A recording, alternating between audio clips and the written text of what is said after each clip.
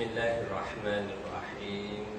Assalamualaikum warahmatullahi wabarakatuh.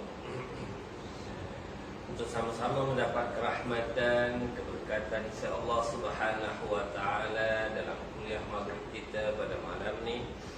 Marilah sama-sama kita mulakannya dengan Al-Quran. Al-Fatihah. A'udzu billahi minasy syaithanir rajim. Bismillahirrahmanirrahim. Alhamdulillahi rabbil alamin.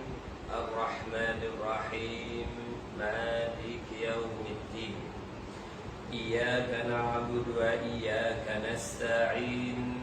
Ihdinas siratal mustaqim.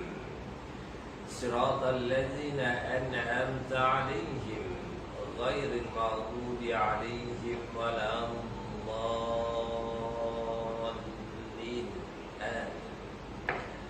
A'udzu billahi samil 'alim minasy syaithanir rajim. Bismillahirrahmanirrahim. Alhamdulillahi rabbil alamin. Wassalatu wassalamu ala asyrafil anbiya'i wal mursalin wa ala alihi wa sahbihi ajma'in. Allahumma nawwir qulubana bi hidayatika kama nawwartal arda bi nuri syamsika abadan abada ya arhamar rahimin. Allahumma faqihna fid din وعلمنا التأويل واهدنا صراطك المستقيم وصلى الله على سيدنا محمد وعلى آله وصحبه وبارك وسلم. 75 masih lagi dalam membicarakan tajuk yang ke-18, pentafsiran iman, khilaf pada pengucapan dua kalimah syahadah. Ya tuan-tuan nanti Allah Subhanahu wa taala, mudah-mudahan kita adalah insan yang diiktiraf di sisi Allah Subhanahu wa taala sebagai insan yang telah diperakui keislaman dan keimanan kita melalui pengakuan syahadah, pengucapan lafaz thayyibah tauhid yang kita lafazkan, yang datang, yang lahir dari keyakinan di hati, dilafazkan di lisan dan dibuktikan ketaatan kita melalui amalan, melalui praktikal, amali secara praktikal seperti solat, puasa, zakat dan seumpamanya. Ya tuan-tuan nanti Allah Subhanahu wa taala, kita sambung dalam perenggan yang kedua di halaman 75 itu, perkataan musannif pengarang ini dengan tasdik, yakni pengakuan yang membawa maksud adalah tasdik yang sudah diketahui menurut syarak, yakni tasdik kepada Nabi SAW pada tiap-tiap apa yang didatangkannya. Maknanya kita meyakini dengan penuh keyakinan secara bulat, secara putus, secara jazam. Apa juga perkara yang dibawa oleh baginda SAW yang meletakkan ketauhidan, mengesakan Allah semata-mata, meyakini kerasulan rasul-rasul yang diutus oleh Allah, khususnya baginda SAW, dan meyakini perkara-perkara sam'iyat, perkara-perkara ghaib, perkara-perkara yang tak kelihatan di mata namun diungkapkan oleh baginda dan dinyatakan juga oleh Al-Quran sebagai benda ghaib, benda sam'iyat yang wajib untuk diyakini, seperti para malaikat, adanya nikmat kubur, azab kubur, adanya dosa dan pahala, adanya hari kiamat, adanya syurga, neraka dan begitulah seterusnya. Semua yang dibawa, yang disampaikan oleh baginda SAW ini wajib diterima dengan penuh yakin, tak boleh dipersoal, tak boleh untuk diragui. Barulah seseorang yang membuat pengakuan tasdik, dia mengakui kerasulan Rasul sallallahu alaihi wasallam itu sebagai sesuatu yang benar-benar terbit, lahir, natijah daripada keimanan dan keyakinannya.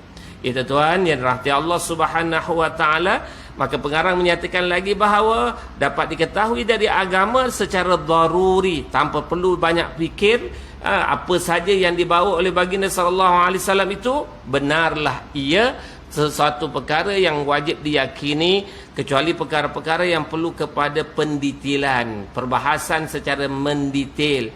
Yang itulah perlu kepada penjelasan yang lebih panjang lebar. Namun apa-apa perkara yang berkaitan dengan contohnya seorang yang mesti nak mengakui keimanannya diterima atau tidak, mengakui kalimah syahadah, mengakui tiada Tuhan yang disembah melainkan Allah, mengakui Nabi SAW itu sebagai Rasul, sebagai pesuruh Allah, sebagai Nabi akhir zaman. Yang itu tak perlu kepada untuk dibahaskan dengan panjang lebar, untuk diterima secara akalnya, dah mudah untuk dipahami perkara berkenaan.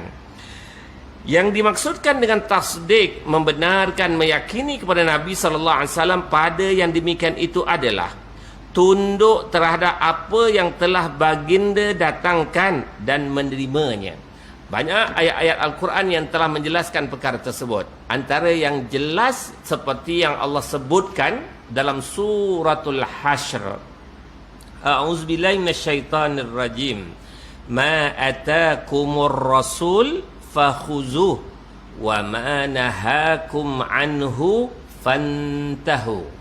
Apa-apa jua perkara yang dibawa oleh baginda sallallahu alaihi wasallam sebagai perintah Allah dan Rasulnya, ambil, laksanakan, tunaikan. Fakhuzuhu, maka tunaikan, laksanakan, terima dengan penuh keyakinan.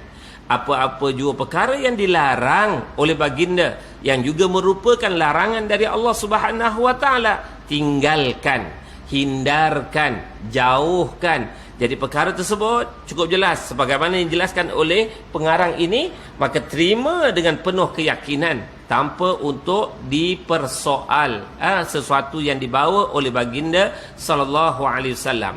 Jadilah kita umat yang menerima penyataan yang Allah sebutkan sebagai sami'na wa ata'na. Kami dengar dan kami taat. Inilah yang sepatutnya ada pada sikap umat Rasul sallallahu alaihi wasallam yang mengaku beriman. Bukannya seperti sikap umat Nabi Allah Musa alaihissalam yang Allah sebut dalam Al-Quran. Bagaimana sikap mereka? Sami'na wa asayna. Kami dengar, tapi kami akan tolak. Kami takkan patuh. Ini sikap umat Nabi Musa AS. Jangan menuruti jalan seumpama ini. Ini jalan yang bertentangan dengan perkara yang disampaikan oleh baginda sallallahu alaihi wasallam. Umat baginda yang mengaku beriman mesti taat Allah dan taat Rasul. Sebab tu Allah memperakui. Perakuan itu cukup jelas juga dalam Al-Quran.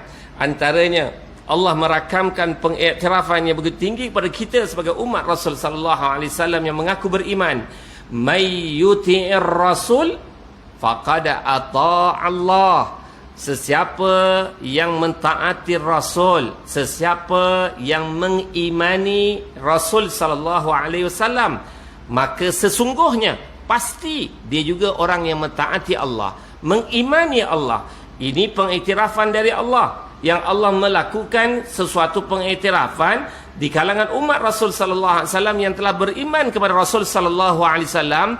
Pastinya benda yang sinonim, benda yang berkait rapat dengan keimanan kepada Rasul itu berkait rapat dengan keimanan kepada Allah Subhanahu wa taala.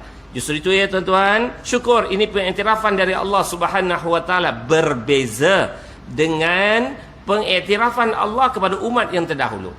Umat terdahulu mesti taat Allah, taat Rasul, baru diterima keimanan mereka, ketaatan mereka. Tapi untuk umat Rasul sallallahu alaihi wasallam yang mengaku Islam, yang mengaku beriman, apabila dia telah pun mentaati Rasul, pastinya natijah yang sama, dia juga akan menjadi insan yang mengimani, yang mentaati Allah Subhanahu wa taala. Dan cukuplah ijmal pada apa-apa yang dipandang taklif, ya, cukuplah secara umumnya perkara-perkara yang dipertanggungjawabkan, yang diamanahkan dengannya secara ijmal, secara umum ini, seperti iman dengan keseluruhan Nabi dan para malaikat. Jadi dalam perbahasan mengakui keimanan kepada Rasul, maka cukup secara umumnya maka mereka yakin tak kepada nabi-nabi, rasul-rasul yang Allah utuskan? Yakin. Yakin tak tentang kewujudan malaikat dan fungsi peranan malaikat tu? Yakin. Secara umumnya dah diterima keimanan mereka, walaupun mereka tidak tahu secara detail dan terperinci. Contoh tentang Nabi Nuh alaihissalam, di mana dilahirkan, bagaimana keadaan kebaidata kehidupannya, tak tahu secara terperinci. Namun hanya tahu, percaya tak Nabi Nuh tu nabi? Ya, percaya. Dah pun diterima keimanan. Percaya tak Nabi Allah Ishak itu juga adalah rasul nabi yang dari keturunan Bani Israel? Percaya. Ini adalah nabi dan rasul yang diutus oleh Allah khusus untuk Bani Israel.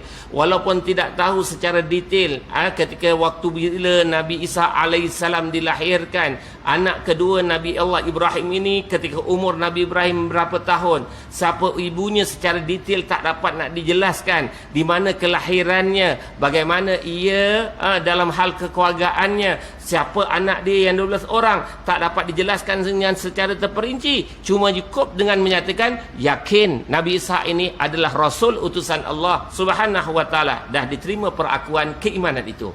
Namun untuk Nabi kita sallallahu alaihi wasallam, tak bolehlah kita hanya mengambil pendekatan ambil secara umum. Ya, betul Nabi sallallahu alaihi wasallam adalah nabi dan rasul akhir zaman.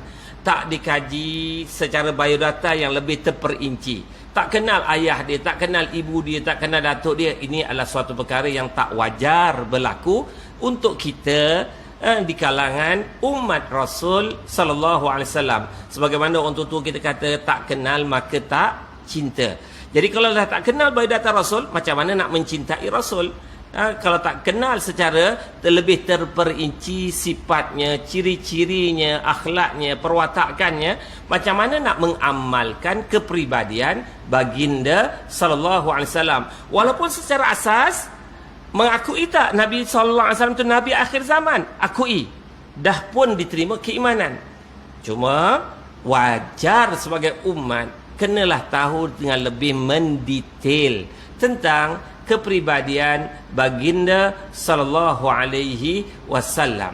Orang yang lebih kenal baginda, menghayati pribadi baginda, mencontohi akhlak baginda, pastinya ia adalah di kalangan umat yang lebih cinta, lebih sayang, lebih rindu, lebih taat kepada baginda sallallahu alaihi wasallam berbanding orang yang tak mengenali secara terlebih terperinci tentang kepribadian baginda sallallahu alaihi wasallam ini.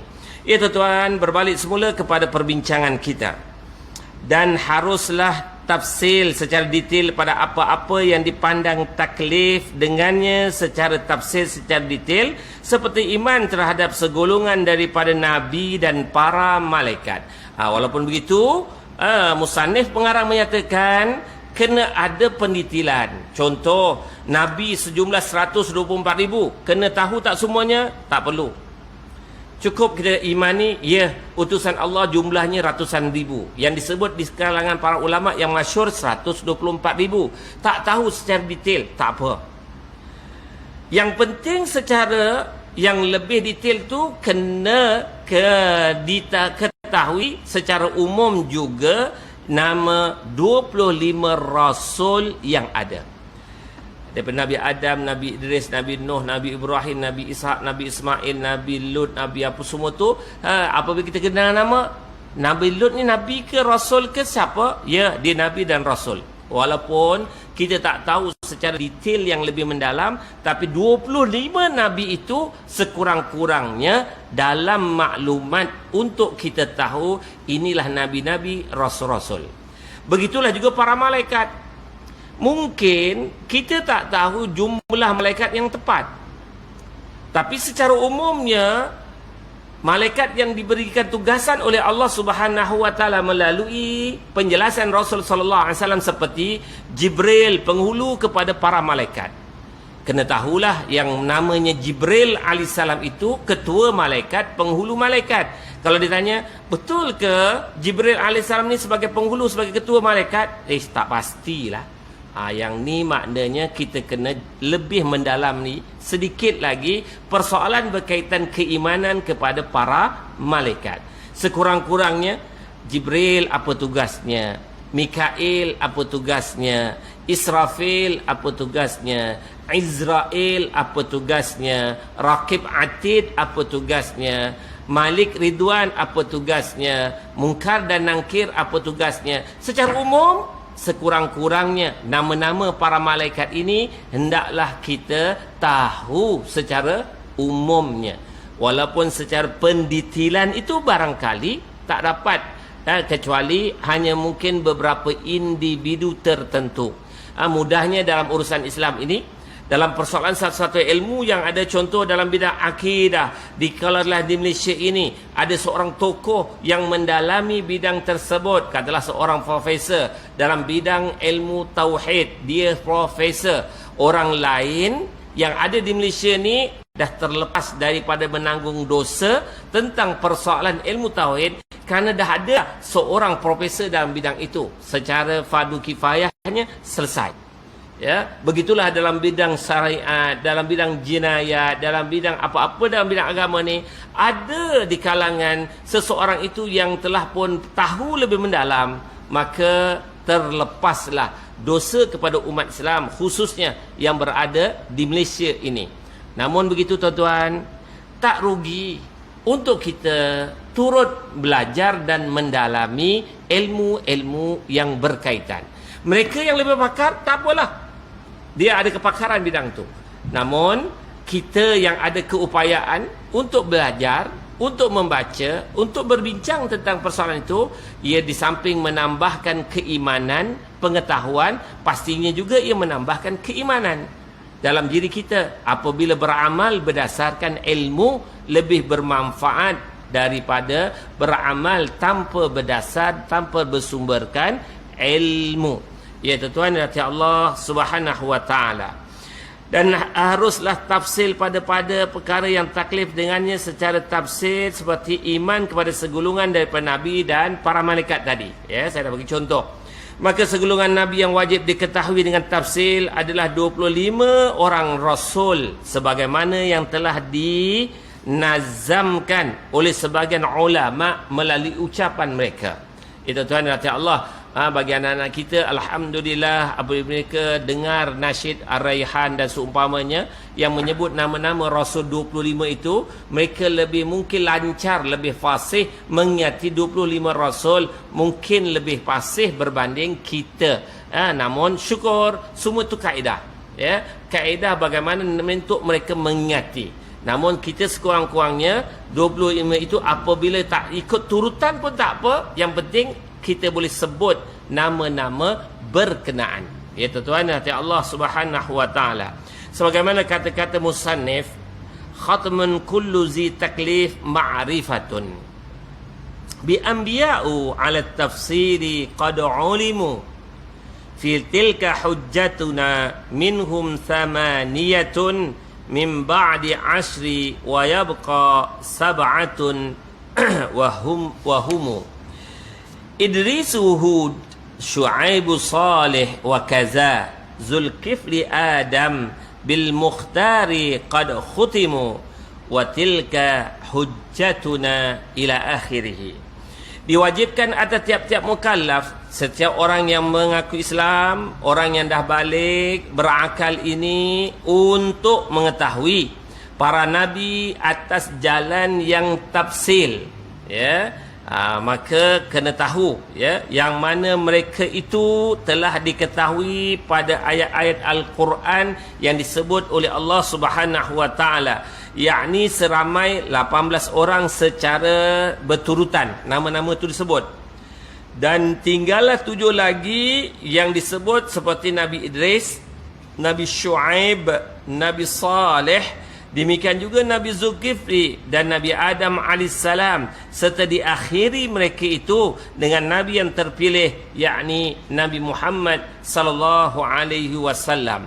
Ya tuan, ada 18 nama yang Allah turutkan ikut kumpulan. Dari kalangan Nabi yang berbangsa Bani Israel, turutannya diturutkan. Nabi yang berbangsa Arab, turutannya diturutkan.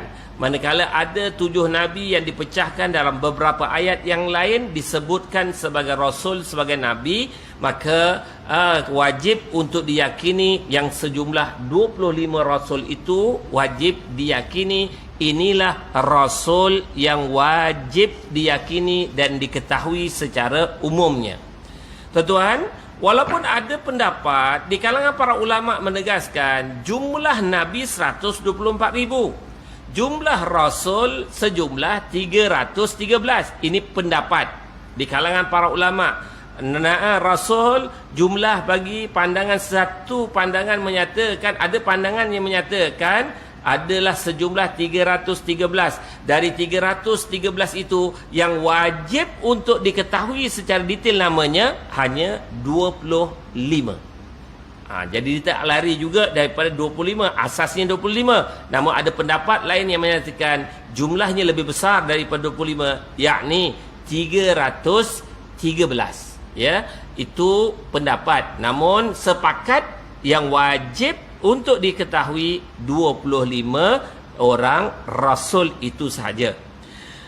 Ayat yang dimaksudkan itu adalah ayat dari suratul An'am, ayat yang ke-83. Sebagaimana sampailah ayat 86. Ya, Allah Subhanahu wa taala berfirman, "Wa tilka hujjatuna atainaha Ibrahim ala qaumihi narfa'u darajatin man nasha' inna rabbaka hakimun alim wa habna lahu ishaq wa ya'qub kulla hadaina wa nuhan hadaina min qabl wa min zurriyyati Daud wa Sulaiman wa Ayyuba wa Yusuf wa Musa wa Harun wa kadzalika najzil muhsinin wa Zakaria wa Yahya wa Isa wa Ilyas kullum minas salihin wa Ismaila wal Yasa wa Yunus wa Luta wa kullan faddalna 'alal 'alamin." Ya, tuan-tuan dan hadirin Allah, inilah nama-nama Nabi Rasul yang disebut secara berturutan ikut keturunan di kalangan Bani Israel ataupun di kalangan bangsa Arab. Ya, maka saya tak baca terjemahan yang ada itu. Ya, seterusnya, sedangkan baki yang 7 itu juga disebut dalam Al-Quran tetapi tempatnya dalam ayat yang berbeza. Ya, tidak ada disebut secara directly dalam suratul An'am, tapi berada dalam beberapa surah-surah yang lain, ya, seperti dalam suratul Anbiya dan seumpamanya. Maka sekarang mereka tersebut dalam Al-Quran, itulah yang disepakati kenabian mereka. Adapun yang masih dalam perselisihan kenabian seperti Nabi Zulqarnain yang namanya disebut dalam suratul Kahfi, Wazil Qurnain, itu Nabi yang memiliki kerajaan, tapi kerajaan ini taklah sebesar kerajaan Nabi Allah Sulaiman, tetapi memiliki pemerintahan yang juga turut pemerintahan yang besar yang Allah berikan kepadanya. Dan dikisahkan juga dikaitkan Nabi Zulqarnain dengan kisah Ya'jud dan Ma'jud dalam suratul Kahfi. Seterusnya Nabi Allah Uzair, yang juga disebut dalam Al-Quran, dia yang disebut nama Uzair itu, wa qala al-yahudu Uzair ibnullah.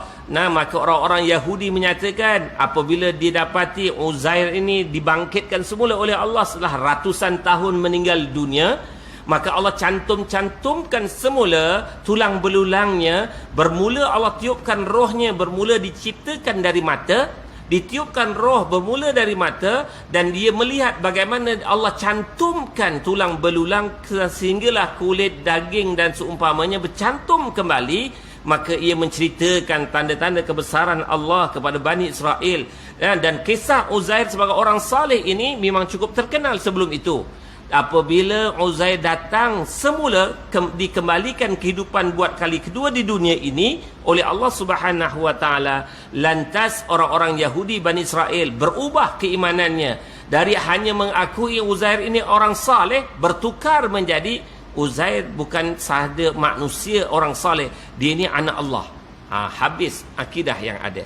Begitulah perlakuan orang-orang Nasrani tentang Nabi Isa alaihissalam sebagai anak Allah, jelmaan Allah. Maka dan apa-apalah pandangan yang menyatakan 3 rangkaian yang berkaitan dengan Trinity itu yang dipegang oleh orang Nasrani sebagai sesuatu yang bertentangan dengan akidah Islam. Allah tidak ada anak dan tidak diperanakkan. Ya, itu cukup jelas daripada ayat qul huwallahu ahad. Itu tuan, begitulah Luqmanul Hakim.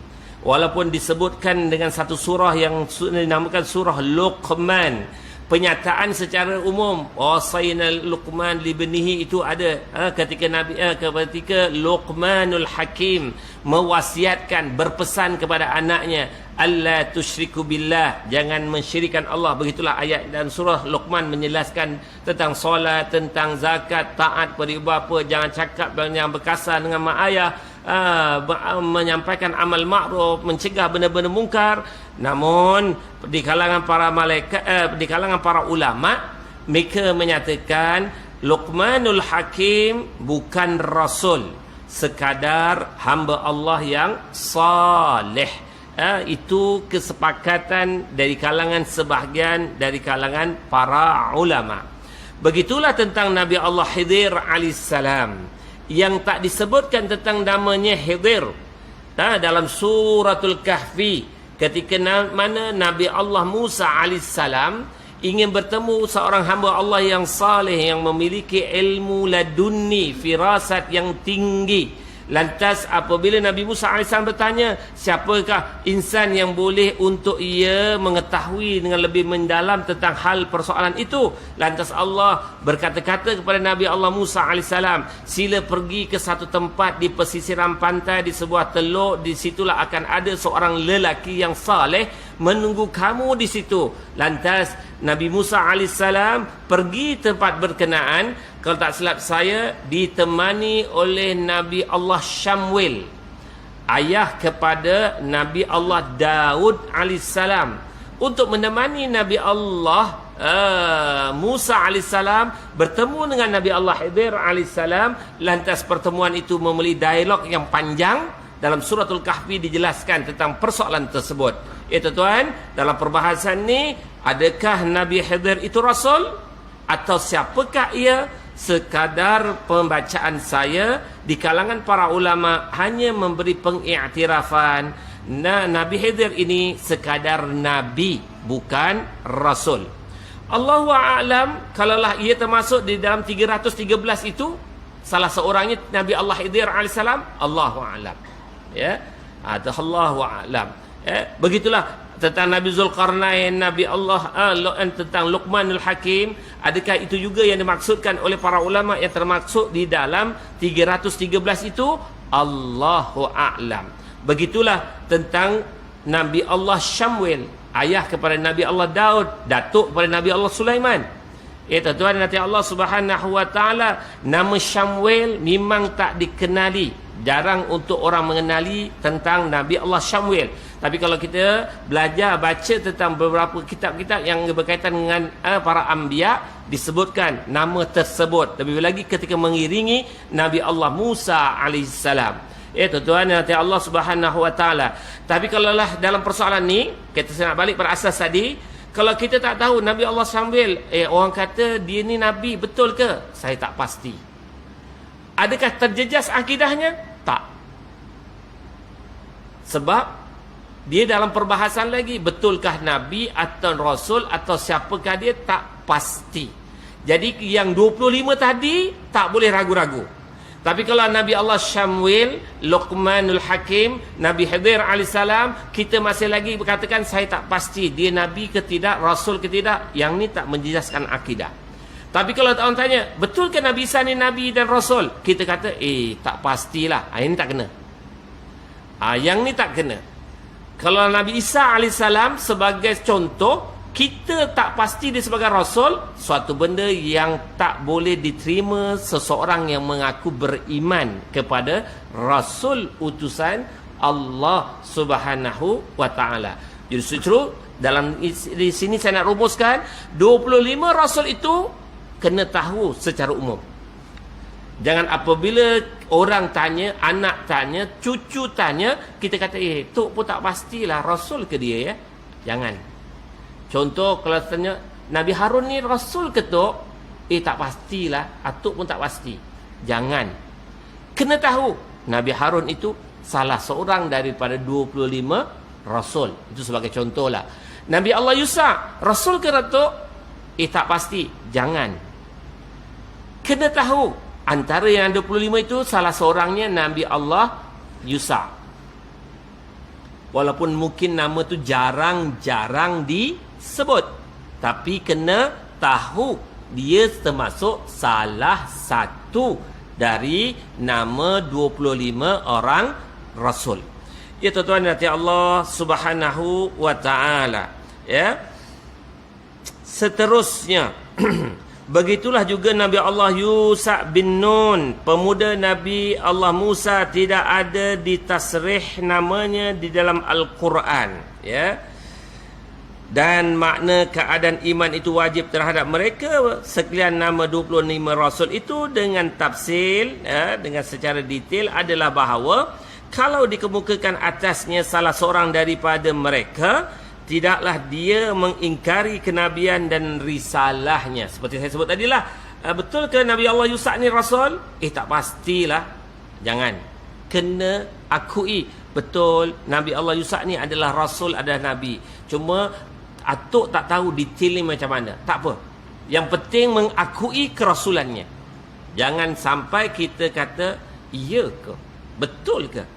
Yang tu menjejaskan kesempurnaan pengakuan iman yang ada pada diri kita ini, ya. Tidaklah dia mengingkari kenabian, tidaklah dia mengingkari kenabian dan risalahnya. Maka barang siapa yang mengingkari salah seorang dari mereka atau mengingkari risalahnya, maka jadilah ia kafir. Wa iyazubillah. Sebab tu ya tuan-tuan, 25 Rasul itu wajib diketahui dan diyakini kerasulannya. Jangan dipersoal, dipertikai, diragui kerasulan 25 Rasul yang ada. Ya, kalau Allah dah sebut amana rasulu bima unzila ilaihi min rabbih wal mu'minun kullun amana billahi wa malaikatihi wa kutubi wa rusuli la nufarriqu baina ahadim mir rusuli, la nufarriqu, kami takkan membeza-bezakan keimanan kami terhadap khususnya 25 Rasul itu. Jadi yang tu Allah sendiri sebut 25 Rasul itu wajib untuk diimani. Jangan kita bezakan keimanan. Sebagaimana sebahagian orang-orang Bani Israel, kami boleh beriman Bani Israel saja. Yang lain daripada Rasul itu, kami tak boleh terima. Orang Nasrani pula, kami beriman hanyalah Nabi Rasul Nasrani saja. Lain daripada itu, kami tak boleh terima. Untuk umat Nabi SAW, Allah sendiri sebut, la nufarriqu baina ahadim mir rusulih. Dan kami tidak akan membezakan di antara satu sama lain yang lain di kalangan Rasul-Rasul utusan Allah Subhanahu wa ta'ala. Sama ada di kalangan Bani Israel, kami beriman. Sama ada di kalangan Nasrani, kami beriman. Sama ada juga di kalangan bangsa Arab, kami beriman. Tak ada beza antara bangsa Arab, Yahudi ataupun Nasrani. Mana mereka di kalangan mereka itu Rasul utusan Allah, kami mengimaninya. Akan tetapi orang yang ummi tidaklah dihukum atasnya dengan kekafiran. Orang kalaulah dia buta huruf, dia dalam keadaan OKU, pengetahuannya terhad, kalaulah ia diajukan persoalan berkaitan dengan 25 Rasul, dia dalam keadaan yang mungkin bahasa yang mudahnya Down syndrome, ya. Adakah dia tak dikira sebagai orang yang beriman? Masih dikira beriman apabila ia mengakui secara umum menerima kerasulan yang telah pun dia tahu. Ya, mungkin orang-orang yang Down syndrome ni mudah pelupa. Ketika disebut 25 Rasul, dia ingat, dia tahu, dia percaya. Selang beberapa jam, selang beberapa hari, dia lupa. Maka sudah memadai. Ketika mana dia mengakui, itulah penerimaan keimanan terhadapnya. Untuk mereka, tuan-tuan.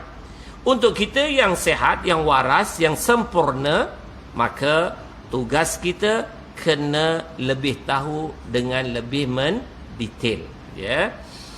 Dan bukanlah yang dimaksudkan bahawa wajib menghafal nama-nama mereka. Ya, 25 rasul ini tak semestinya diingat secara turutan.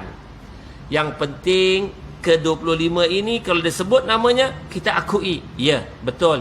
Ini rasul utusan Allah. Walaupun disebut tak secara berturutan, tidak menjadi sesuatu yang mencacatkan keimanan. Lalu lain halnya dengan orang-orang yang menyangka akan yang demikian, ya. Itu tuan nanti Allah Subhanahu wa taala bagi orang yang berupaya, yang mampu untuk nak mengingat, sila. Yang nak menghafaz, nak mengetahui secara detail, silakan, ya. Dan segulungan malaikat yang wajib diketahui dengan tafsil secara umumnya seperti Jibril alaihissalam, Mikail alaihissalam, Israfil alaihissalam, Izrail alaihissalam, Ridwan alaihissalam sebagai penjaga surga, Malik alaihissalam penjaga neraka, Raqib dan Atid. Maka kafirlah orang-orang yang mengingkari salah seorang dari kalangan para malaikat ini. Nama-nama ini Jibril, Mikail, Israfil, Izrail, Ridwan, Malik, Raqib, Atid. Nama ada sejumlah 8 nama malaikat ini kena diingat dan kena diyakini tanpa ada keraguan. Menolak salah satu, contoh, saya boleh terima Raqib je, Atid saya tak berapa, saya tak boleh terima. Tak boleh. Cacat imannya, rosak imannya, ya. Jangan jadi seperti orang-orang Bani Israel. Saya hanya boleh menerima malaikat Israfil. Jibril saya tak boleh terima. Saya tak boleh menerima ke malaikat Jibril alaihissalam. Bahkan kami memusuhi Jibril alaihissalam, sehingga Allah merakamkan man aduwa lil malaika li Jibril itu dalam ayat itu. Sesiapa yang memusuhi malaikat, khususnya Jibril alaihissalam, mereka itu juga adalah merupakan musuh Allah Subhanahu wa taala. Silakan Bilal.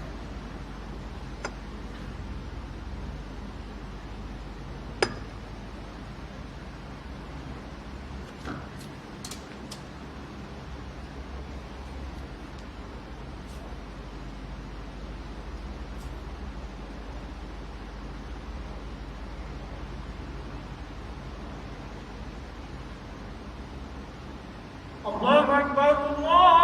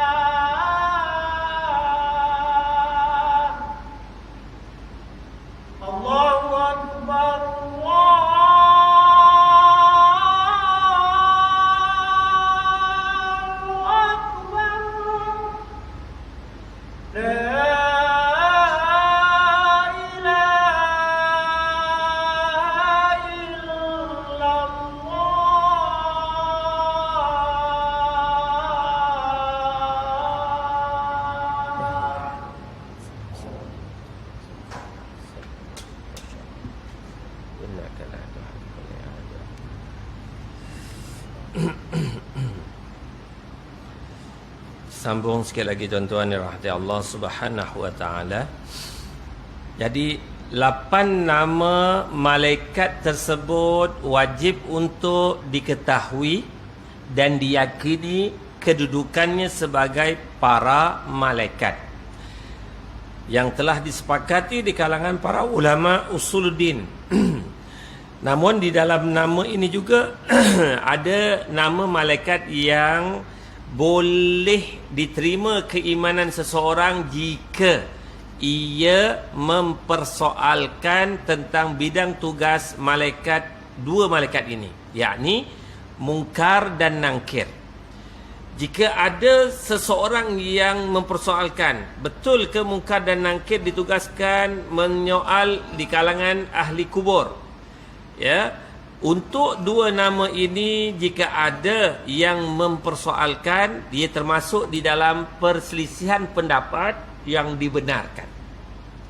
Tetapi menolak Jibril AS sebagai pembawa wahyu, sebagai utusan Allah, ketua para malaikat, tak boleh diterima keimanan orang ni. Tak boleh diterima keimanan seseorang itu apabila sebagai contoh malaikat Israfil lah yang akan meniup sangkakala. Dia tak boleh terima, bukan Israfil, ada malaikat lain yang meniup sangkakala. Tak boleh diterima keimanan orang seperti ini. Begitulah tentang yang menurunkan hujan dan rezeki, seperti malaikat yang Mikail yang telah pun diutuskan oleh Allah Subhanahu wa taala untuk menyampaikan, untuk membawa rezeki kepada seseorang. Manakala Azrail sebagai malaikat maut, ya, yang mencabut nyawa, juga hendaklah diketahui tentang kedudukannya sebagai malaikat yang diamanahkan oleh Allah untuk mencabut nyawa seseorang. Begitulah Ridwan yang menjaga syurga dan Malik yang menjaga neraka. Nama-nama ini termasuklah Raqib dan Atid yang mencatat catatan kebaikan dan kejahatan seseorang yang wajib diyakini kedudukan malaikat-malaikat ini. Cuma di kalangan para ulama usuluddin boleh terima tentang kedudukan Munkar dan Nakir. Jika ada perselisihan, maka keimanan mereka itu masih diterima keimanannya dan tidak dikategorikan terkeluar daripada akidah Islam. Tuan-tuan, mungkin ada nama-nama lain dari kalangan malaikat seperti malaikat rahmah yang tak disebut secara khusus di kalangan perbahasan ilmu tauhid. Tak menjadi persoalan kalau kita menyatakan ada ke malaikat rahmah, contoh, maka ia tak menjejaskan akidah. Sama seperti malaikat Zabaniyah. Malaikat Zabaniyah antara malaikat yang membantu malaikat Malik menguruskan tentang urusan neraka Allah Subhanahu wa taala, tentang menguruskan azab untuk orang-orang yang dihumban dalam neraka. Maka kita mungkin jarang kenali nama malaikat Zabaniyah itu. Sehingga mungkin kita ada ke nama malaikat Zabaniyah. Contoh, jadi orang yang mempertikai tentang nama malaikat Zabaniyah dan tugasannya tak menjejaskan akidah. Yang disepakati di kalangan para ulama usuluddin tentang malaikat itu, wa malaikatuhu, itu 8 nama malaikat ini wajib untuk dikenali, sama macam 25 rasul tadi. Ya, tuan-tuan dirahmati Allah Subhanahu wa taala. Adapun Munkar dan Nakir, maka tidaklah kafir orang yang mengingkari keduanya, melainkan melainkan dia termasuk orang-orang yang fasik, orang yang berdosa saja, tetapi tak jatuh kepada hukum kafir. Kerana ada diperselisihkan pada sumber pertanyaannya, li'annahu ikhtilaf fi asli soal, kerana ada kekhilafan perbahasan dalam perbahasan ini nanti apabila sampai ke dalam bait yang ke-96 nanti akan dijelaskan secara lebih terperinci berkaitan dengan persoalan tersebut. Begitulah juga tentang wajib beriman kepada para malaikat pemikul aras, hamlatul arsh, dan malaikat yang mengelilingnya al-hafi nabi secara ijmal seperti sekalian malaikat. Kalau yang ni ada malaikat yang memikul aras, kita kata betul ada malaikat yang memikul aras, tapi dia mengakui, bukan menolak, dia tak tahu secara terperinci, masih diterima keimanan seseorang. Tuan-tuan nanti Allah Subhanahu wa taala. Sebelum saya simpulkan dalam persoalan ini, apabila mengakui tentang syahadah, mengakui rasul-rasul dan para malaikat, maka di dalam pengucapan asyhadu an la ilaha illallah wa asyhadu anna muhammadar rasulullah, mengakui tiada Tuhan yang disembah melainkan Allah, mengakui Rasul Nabi SAW itu sebagai pesuruh Allah, maka di dalam sebalik konsep syahadat itu adalah mengakui yang benar adalah benar dan mengakui yang batil adalah batil. Jangan dicampur adukkan antara yang benar dan batil. Ini sesuatu yang wajib untuk dipegang dan diyakini. Apabila kita hanya menerima ketuhanan Allah Subhanahu wa taala membawa maksud lain daripada itu, semua wajib ditolak. Apabila kita membenarkan yang benar dari Rasul sallallahu alaihi wasallam itu adalah benar, lain daripada yang dibawa oleh Rasul itu semua adalah salah, maka kena terima konsep itu. Yang betulnya apa yang dibawa oleh Rasulullah sallallahu alaihi wasallam adalah betul dan benar. Mana yang ditolak oleh Rasul sallallahu alaihi wasallam wajib juga untuk ditolak dan dijauhkan. Tak boleh untuk kita kata salah ke kalau kita untuk bertoleransi dalam persoalan akidah ini. Tidak ada konsep toleransi dalam persoalan akidah.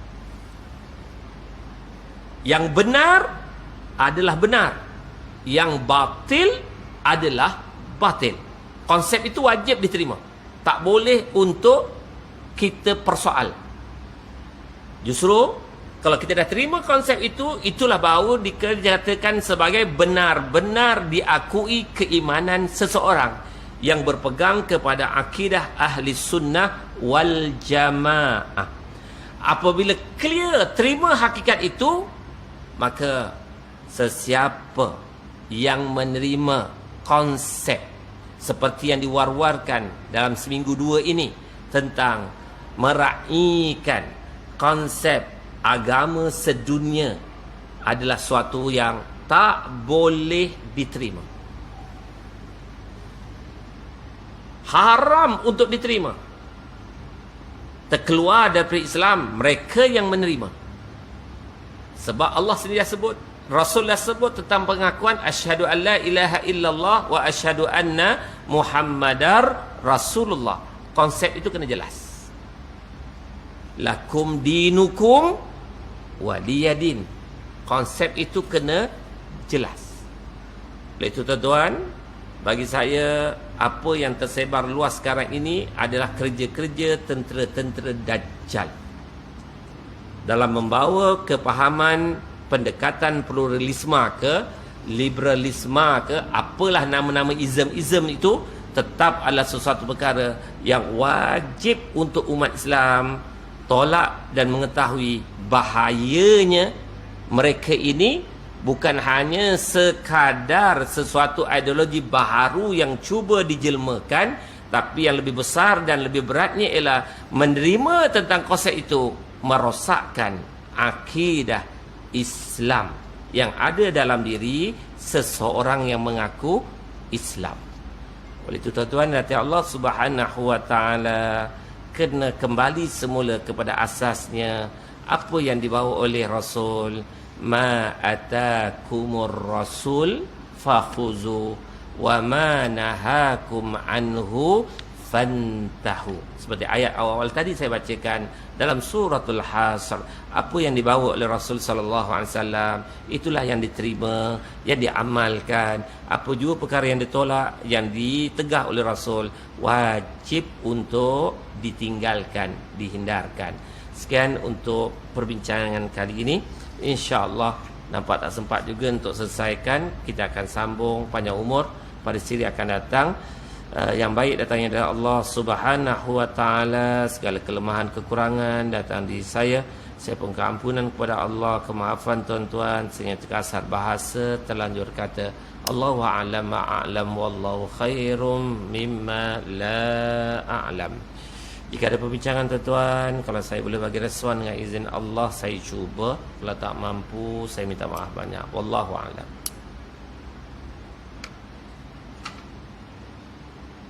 Bismillahirrahmanirrahim. Allah ja'alna minal ladzina yastami'una al-qawla fayattabi'una ahsana.